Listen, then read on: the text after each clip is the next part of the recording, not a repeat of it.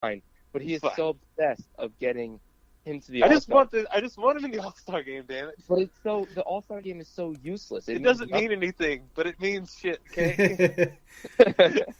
Where is he in the voting right now? 6th. He's behind Springer, which he shouldn't be.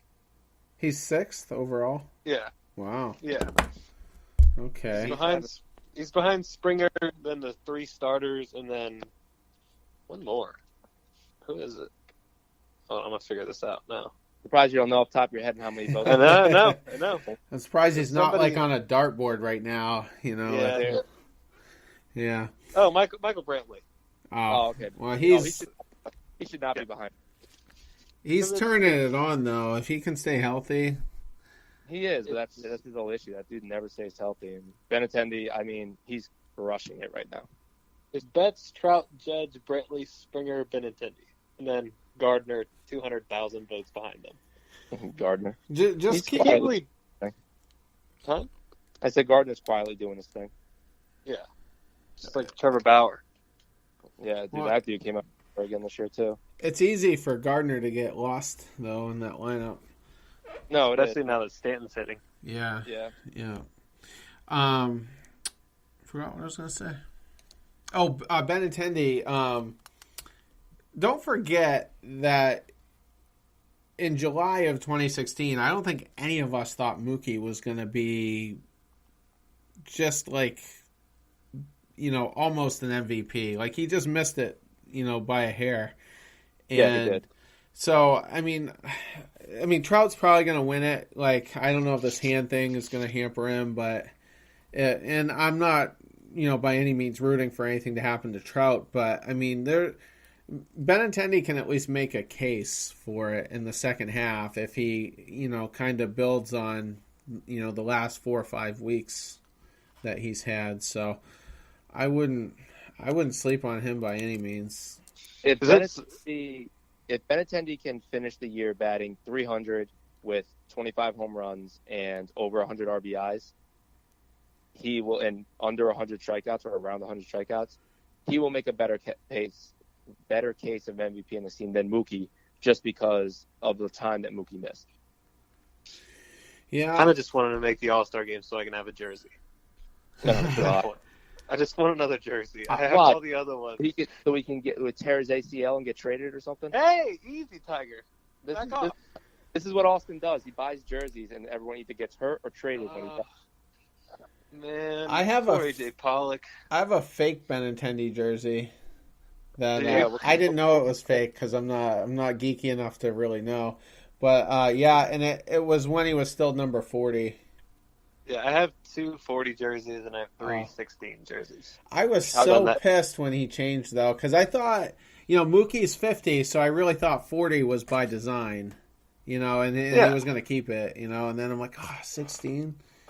And I bought the 2 jerseys. I was like, this motherfucker. Like, I just bought 2 jerseys. You're changing numbers on me. How's your Moncada t-shirt doing? Oh, it's doing well. It's doing well. It hasn't gotten worn a lot. Yeah, I can imagine. That's a Red Sox Every jersey? It's a Red Sox Moncada shirt. What number is it? 65. Oh, that's When he precious. screwed everything up in Oakland that series. Yeah. Struck out 85 times, it felt like. I think I've mentioned this before, but we would have ruined that guy. He would have been worse than Middlebrooks. He would have been like Lars Anderson, if you remember him. Like, He went out and played, like overseas or something recently, right? probably. And Yeah. I just feel like they really thought he was ready, and he's not. And he's still not really ready. I mean, he's like Devers, he's treading water and playing good enough to stay with the big club, but he's not, the phenomenon we thought he would be, and he strikes out at least once or twice a game. He just has, who's leading the Red Sox right now in strikeouts? I'm gonna assume Devers. Oh, it is Devers? Okay. I'm going to assume Devers. I'm gonna assume with 80 Ks in the year, it's gotta be Devers. Yeah, okay, yeah. And guys like Chris Davis are perennially up around 200, so he's basically on pace for that. And After we grilled Judge last year for it. Yeah. He's at 80, and shockingly, JD Martinez is at 76, which blows my mind because JD Martinez has struck out 76 times this year, but he's batting 325 with an OPS of over 1,000. And he's kind of quietly hot right now. Yeah, he was after like a little bit of a disappointing series in Minnesota where he left a lot of runners on. He's just been spanking the ball the last 4 or 5 games, and then before that as well. So the top 5 in strikeouts right in the league: Gallo at 111, Moncada at 106, Stanton 103, Judge 102, Goldschmidt 92, and then Chris Davis at 90. Wow. So moly. Moncada's way worse than Devers then, right now anyway. Yeah. You know, I have that is the season. Martinez and Betts are like, it's really strange, their numbers, because they're close in average. They're pretty close in OBP. But like you're saying, Martinez has 40 more strikeouts than Mookie does. And granted, there was, a 2-week span in there or maybe even 3, where Mookie wasn't playing. But it's so crazy that all of their numbers are so similar except for the strikeouts. So Mookie must fly out more or something. Yeah, it's just like their numbers are scary similar. Mookie Betts has 19 doubles. JD has 18. They both have 1 triple. Mookie has 19 home runs to JD's 23. And then batting average, Mookie's 338 to JD 325. Slugging, 680 for Mookie, 636 for JD. OPS, 1,101 for Mookie, 1,029 for JD. Their WARs are 3.9 and 3.8 respectively. Yeah, I mean that must be it then. And I think Mookie can also kind of regain his footing a little bit. But I'll tell you, I say it every episode, he really needs to be in the 3 hole to get his other numbers up. And JD's gonna drive him in. Like, I have no doubt about that. The only numbers that are down for Mookie are RBIs. He's down 20 from JD and 10 from Benintendi, but also has missed, he's only played 59 games where JD's played 75 and Benny's played 75 as well. So all their other numbers are very similar. So even though he's not getting the high quality chances for the RBIs, he's still cashing them in and he's still playing well. And I think the top of the lineup. But I could totally see him in the 3 hole helping the squad. It definitely wouldn't hurt. Yeah, and we're on kind of doubles and triples there for a second. How the hell does Mitch Moreland have 4 triples? 4 triples? Benintendi has 5. He has 5, but in comparison to Betts, who, has some wheels, he's only got 1. He's just hitting it to the right part of the ballpark. I mean, Moreland's having... He hits it in the triangle all the time. He does. He hits the triangle. I mean, Moreland had a nice weekend this weekend. He got his average to 299 now. He's got 11 home runs, 39 RBIs. I mean, he's quietly having another great year with 204 at-bats in 62 games. So, okay. Well, yeah. Like, up at the top of the lineup, I think the bottom of the lineup's playing a little better. JBJ showed some life today, going 3 for 3. I don't know if you said you didn't catch all the stat lines, but he went 3 for 3, which is pretty big. I did see the box score, yeah. So trade him, put him out there. 3 for 3. So I love JBJ. I think his advanced analytics, Terry, you should look him up because he's barreled so many balls the last 2 weeks. And everything's so hard hit. He hits everything right to somebody, or he flies out to the warning track. So he's the opposite of like a Vasquez or a Nunez, where if they do get a hit, it's a blue single. Yeah, I mean, let's get into that for a second, actually. This roster, I mean, to me, I consider Bradley to be dead weight. And go back to the first game of the Seattle series. I mean, that game was just crazy. I know we put up a shit ton of runs, but that's not normal. That was like the full moon was out or something, and everything went nuts. So that game just kind of stands by itself. The next game, we put up 2 runs in the 9th inning. It was basically a shutout all the way to the 9th. So we were stifled there, and then today people come alive, and I'm ready to sacrifice a little bit of defense here for a better bat than Bradley, because I have a lot of confidence that Benintendi can more than adequately play center. So I would put Bradley in the dead weight category. I put Swihart in that category.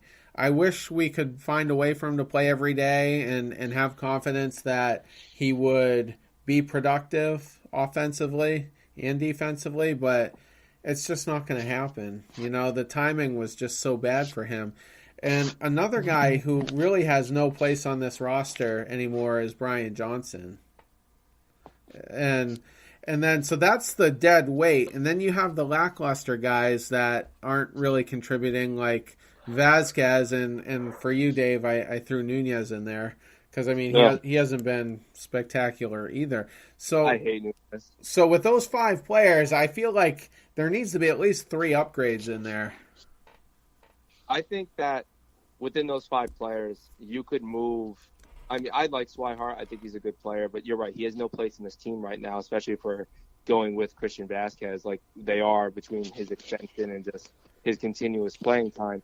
So, but I don't think you need to get rid of JBJ, who is, one of the best, if not the best defensive center fielders in the game, and he's quick and whatever.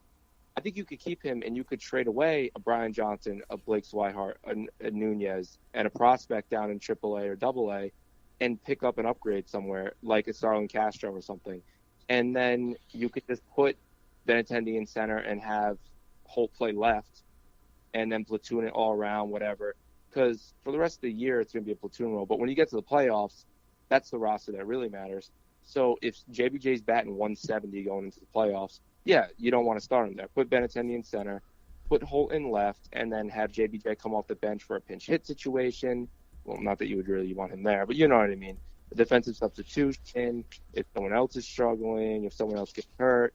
It'd be good to have Bradley's ability to play all 3 outfield spots and pinch run here and there, than just to get rid of him for a prospect we could probably get by putting in other people on the team, like a Swihart, like a Brian Johnson, like a Nunez, and his $4 million player option next year.